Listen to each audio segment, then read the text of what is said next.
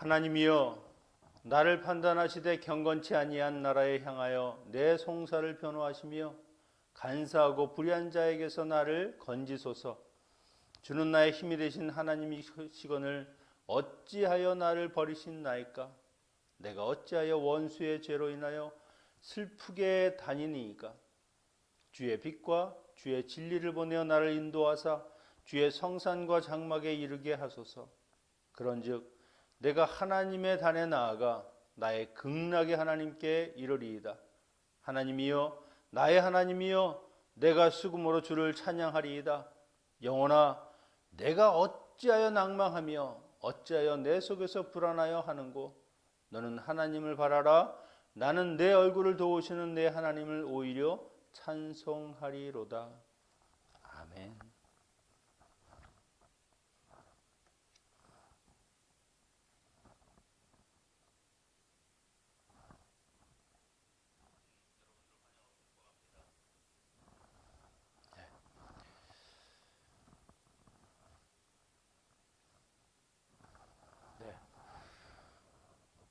우리가 42편을 어제 살펴봤습니다. 42편은 43편과 하나로 된 시라고 말씀드렸는데, 그렇게 두 개를 하나로 볼 수 있는 이유는 43편은 표제어가 없습니다. 44편도 표제어가 있고 42편도 표제어가 있는데, 43편은 표제어가 없는 것, 그리고 오늘 읽어봤지만 어찌하여 낭망하며 어찌하여 불안해하는가, 이 구절이 중복된 그런 후렴구를 쓰고 있습니다. 그래서 하나의 시편으로 볼 수 있는 거죠.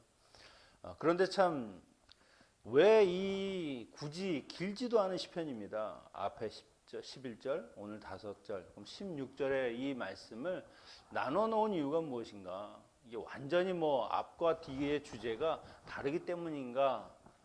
그렇지는 않은 것 같고요. 우리가 이걸 보면서 굳이 두 개의 시편을 만든 것은 그 하나를, 그리고 또 다른 하나를 통해서 우리를 위로하시는 것이죠. 인간은 누구나 위로가 많이 필요한 그런 존재라는 겁니다. 특별히 하나님의 위로, 하나님이 함께 하시는 그 능력, 그 힘을 의지하라라고 하는 것을 더욱 강조하는 것이죠.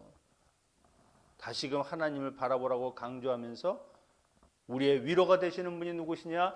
하나님이시다 하는 것을 확인시키고 우리에게 각인시키는 겁니다. 고난 가운데 있는 너희여, 왜 낙심하고 불안해하느냐? 한 번, 두 번 말해도 또다시 낙심하는 우리들을 보면서 그래도 다시 한번 오직 하나님을 바라라, 그렇게 강조하는 것이죠. 그러니까 우리는 한번 그래 내가 힘을 내자, 용기를 내자 이런다고 해서 다 끝나는 것이 아니라는 겁니다. 그럼에도 불구하고 또다시 다른 위협들을 통해서 낙심하고, 그러면 또 힘을 내고, 우리가 하나님을 의지하는 것이 중간중간에 또 다른 위험과 아픔으로 인해서 무너져 내릴 때도 있지만, 그럼에도 불구하고 힘을 잃지 말라, 하나님에 대한 소망을 끊지 말라는 겁니다. 이 43편의 내용은요, 앞에 42편에 예루살렘에서 그 쫓겨난 다윗의 이야기라고 했습니다. 앞에서는 자신이 당한 그 고통, 이것을 이야기했다고 하면, 오늘은 특별히 하나님 앞에서 하나님께 판결을 의뢰하는 겁니다. 하나님, 공의의 하나님이시지 않습니까? 누가 잘못된 겁니까? 나입니까? 아니면 저들입니까? 그것을 아주 선하게, 아주 바르게 그렇게 판결해 주십시오라고 하는 적극적인 모습을 보여주고 있습니다. 1절에 보니까 하나님이여, 나를 판단하시고 그리고 내 송사를 변호하여 주시옵소서. 자신의 억울함, 저는 하나님이 판단해 주시기 원합니다. 하나님은요, 공의로운 재판장이십니다. 인간들은 자기의 마음에 따라서 혹은 자기의 이익에 따라서 그 재판을 굽게 할 수도 있지만, 하나님은 공의로우신 분이라는 거죠. 다윗이 내 사람이기 때문에, 내 마음에 들기 때문에 그것이 아닙니다. 하나님 보시기에는 다윗이든 그 모든 사람이든 공정하게 하나님 앞에서 판결을 받게 되는 것이죠.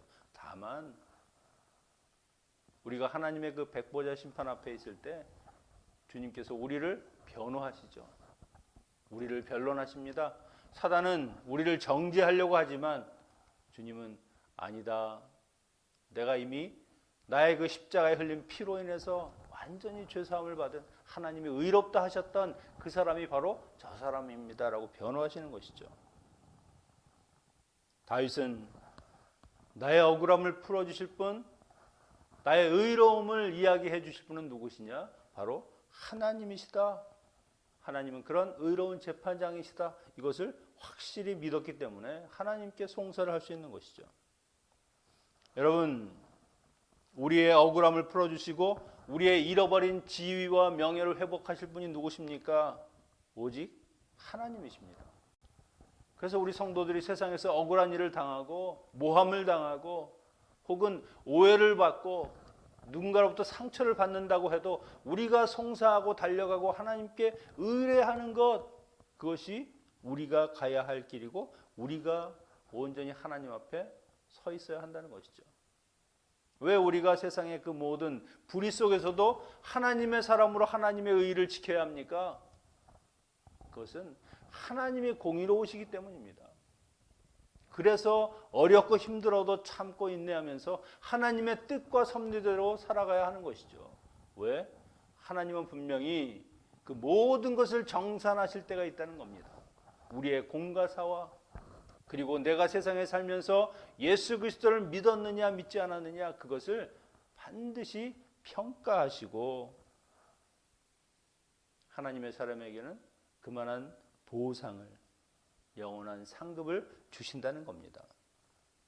그래서 여러분, 하나님의 뜻대로 살기 위해서 겪는 아픔들, 그것은 크게 문제가 되지 않는다는 겁니다. 왜?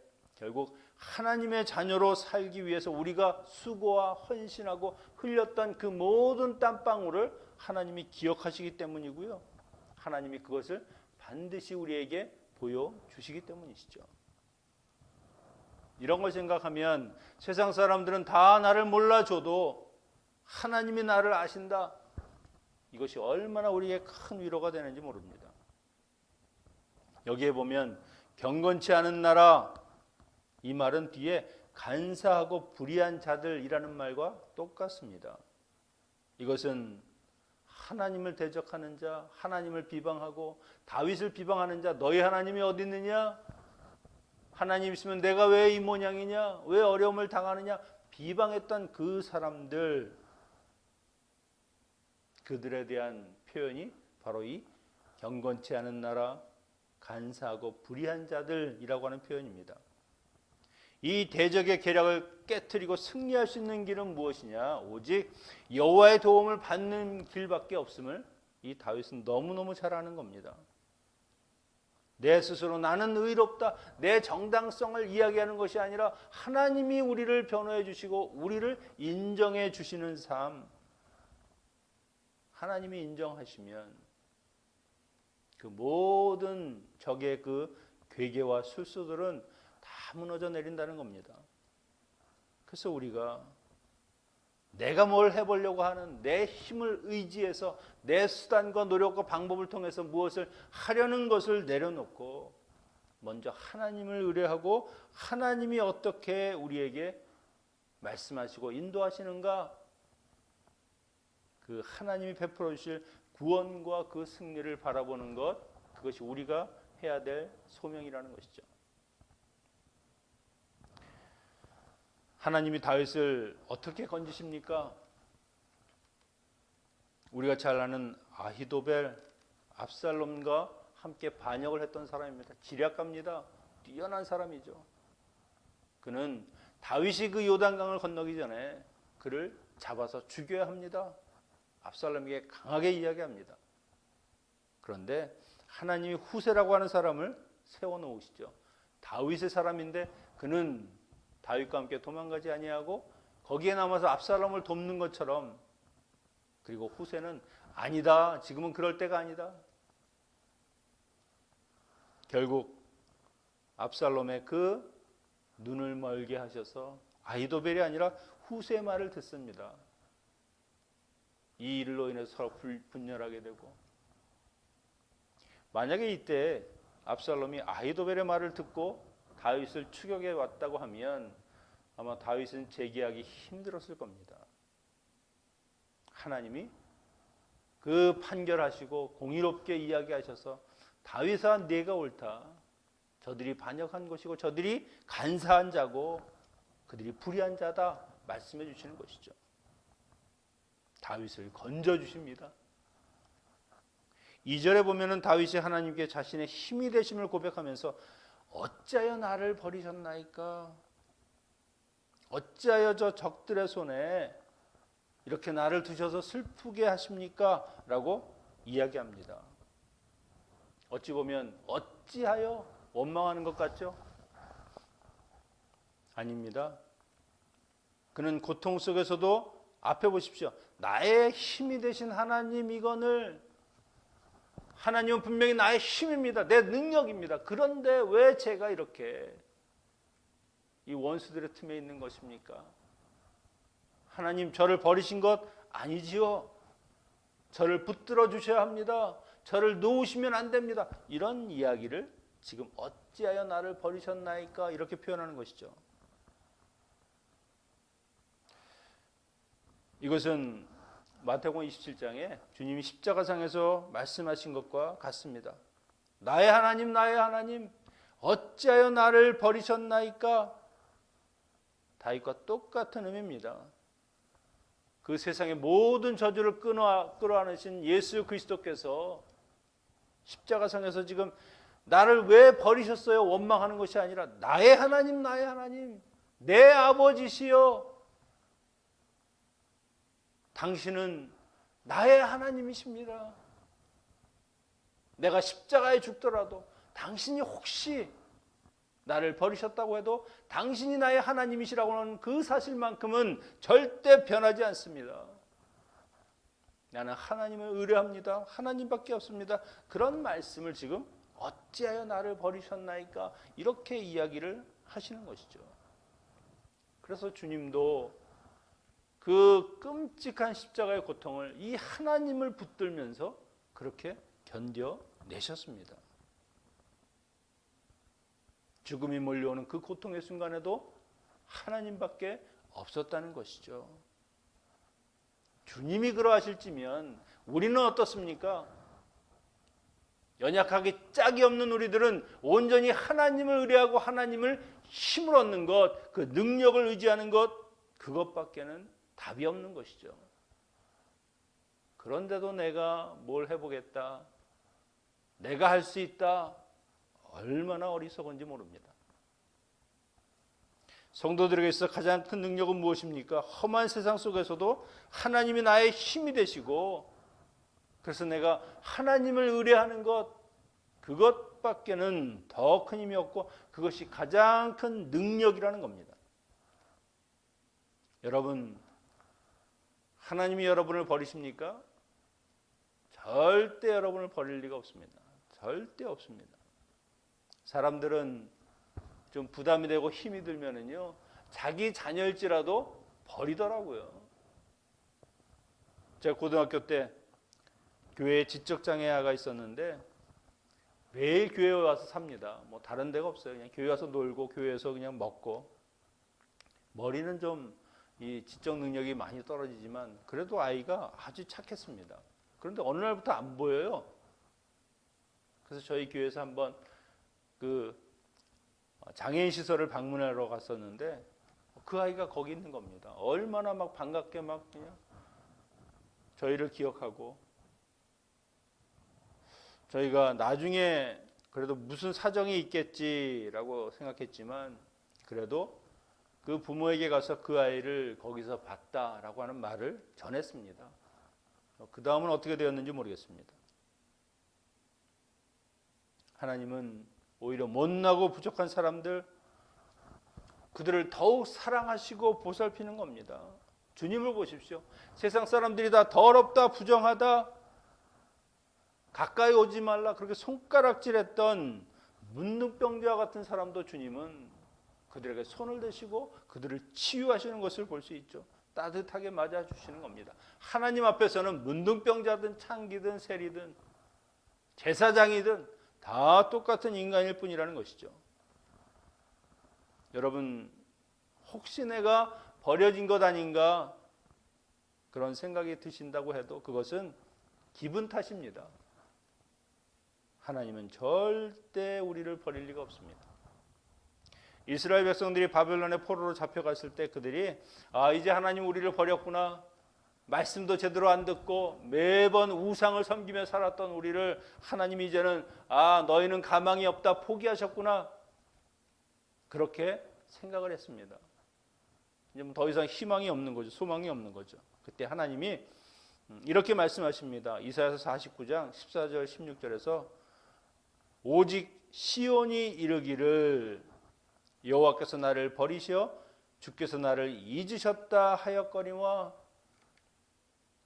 나를 버리셨구나, 이제 나를 잊어버리셨구나, 그렇게 생각했는데 여인이 어찌 그 젖먹는 자식을 잊겠으며 자기 태에서 난 아들을 긍휼히 여기지 않겠느냐.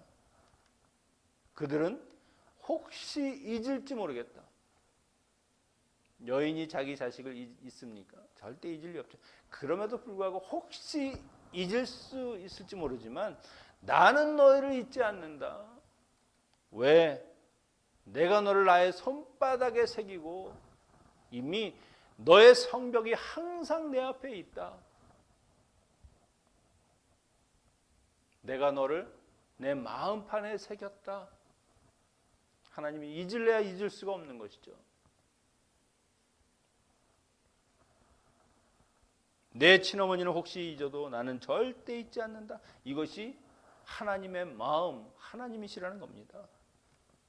내가 아무리 힘들고 고통 가운데 있어도 나를 잊으셨구나, 어찌하여 나를 버리셨나이까. 나를 버리거나 잊은 것이 아니라 하나님은 우리와 함께 계시고 우리에게 항상 그 눈길을 두신다는 겁니다. 하나님이 힘이십니다. 나를 기쁘게 맞아주시는 그 하나님, 그분이 여러분 곁에 항상 계심을 잊지 마십시오. 이어서 다윗은 3절에 주의 빛과 진리로 주의 성산과 장막에 이르게 해달라고 기도합니다. 빛과 진리, 하나님의 특별하신 은총, 그리고 계시의 말씀을 통해서 내가 이제 하나님 앞에 나아갈 수 있도록 이 모든 상황들 주여 돌보아 주시옵소서 하는 것이죠. 여기서 빛과 진리라고 하는 것, 과거의 출애굽 사건을 연상시키는 겁니다. 그 백성들을 구름 기둥과 불 기둥으로 인도하시면서 정말로 다른 길로 가지 않도록 하나님이 목적하신 그 가나안 땅을 향해서 나아가도록 인도하셨죠. 우리가 하나님의 계시의 말씀, 하나님이 보여주시는 그 진리, 그것만이 우리를 바른 길로 인도할 수 있는 겁니다. 어디까지 인도하냐? 주의 성산과 장막, 이것은 시온, 즉 예루살렘을 이야기하는 것이죠. 하나님의 임재가 있는 그 성막, 예전에 하나님과 함께 예배하고 하나님의 임재 앞으로 언제든지 나갈 수 있었던 그 때를 제가 다시금 소망합니다. 지금 그것이 안 되니까 이 목마른 사슴처럼 하나님을 갈망합니다. 하나님께 나아가고 싶습니다. 그렇게 이야기했던 다윗, 이제는 하나님 저를 다시 회복시켜 주십시오.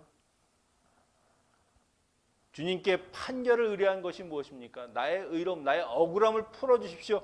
그 이야기보다 더 중요한 것은 하나님, 저는 하나님과 관계를 회복하고 다시금 하나님과 함께 제사하며 하나님의 임재를 상징하는 그 지성소, 그 성막을 사모합니다. 저를 다시금 그 시절로 돌아갈 수 있도록 인도해 주십시오. 거기서 하나님을 마음껏 찬양하겠습니다. 그렇게 이야기하는 것이죠.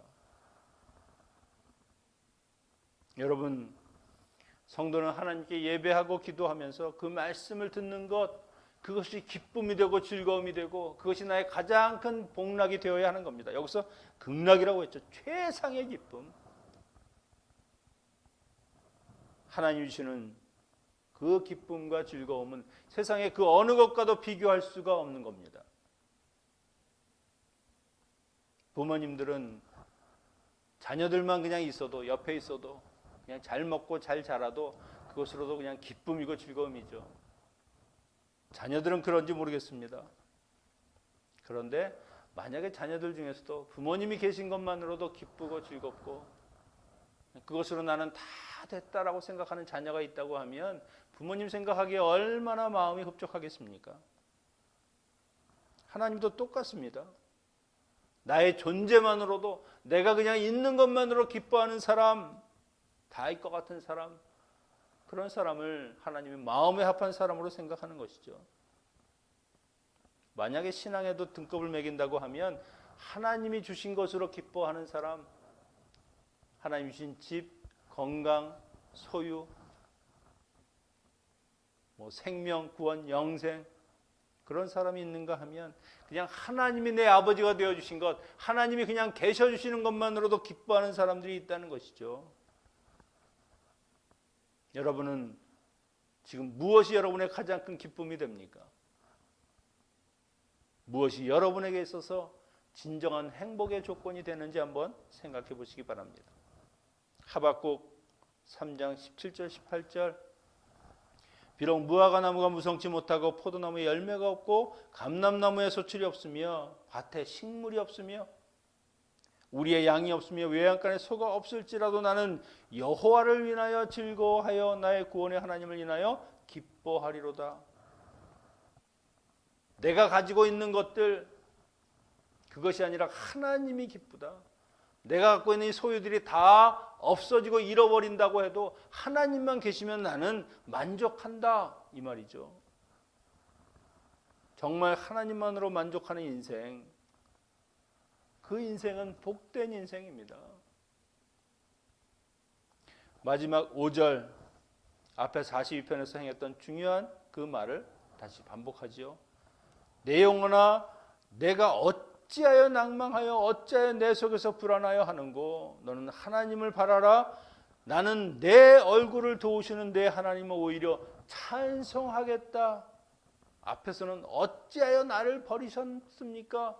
하나님에게 했던 이 말이 이제는 나를 향해서 이야기하는 것이죠. 어찌하여 너는 낭망해 하느냐? 다윗은 고난으로 인해서 낭망하며 불안해하는 자기 자신에게 다시 한번 용기를 내라. 다시 한번 하나님을 바라보라고 이야기하는 겁니다. 여러분, 낙심이 되고 절망이 되고 그럴 때 다시 한번 하나님 바라보십시오. 다시 한번 주님을 바라보십시오.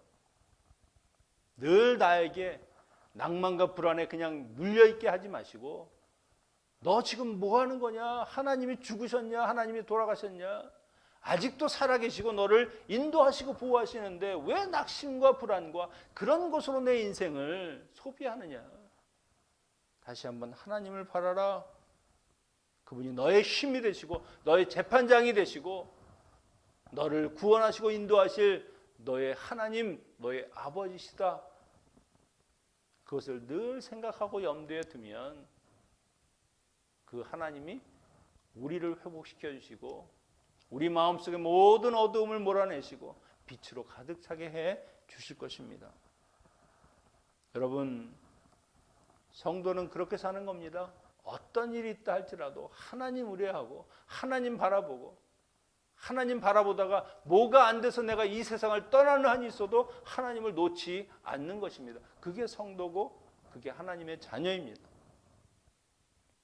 하나님이 온전히 베풀어 주시는 그 은혜, 그 사랑 안에서 거하고자 오늘도 하나님을 목마른 사슴처럼 갈망하고 소망하면서 그 하나님 편 나아가기를 소망하는 모든 우리 성도님들의 삶에 이 주님의 놀라우신 힘과 능력과 이 사랑이 영원히 함께 하시기를 축원합니다. 기도하겠습니다. 아버지 하나님, 하나님을 아는 것이 우리의 힘이요 능력이 됨을 믿습니다. 세상에 살면서 혹시라도 하나님을 느낄 수 없고 하나님이 느껴지지 않는다고 낙심하고 좌절하게 된다 할지라도 우리의 소망 되시는 하나님은 언제나 우리와 함께 하시고 우리를 바라보시고 우리를 돌보신다고 하는 사실을 잊지 않게 하시고 우리의 마음이 위축되고 불안해할 때 어찌하여 낭망하느냐, 어찌하여 불안해하느냐 하는 그 주님의 음성을 저에게 들려주시고 힘과 용기를 내어 다시금 일어서는 저희들 되게 하여 주시옵소서. 예수님의 이름으로 기도하옵나이다. 아멘. 주기도문으로 마치겠습니다.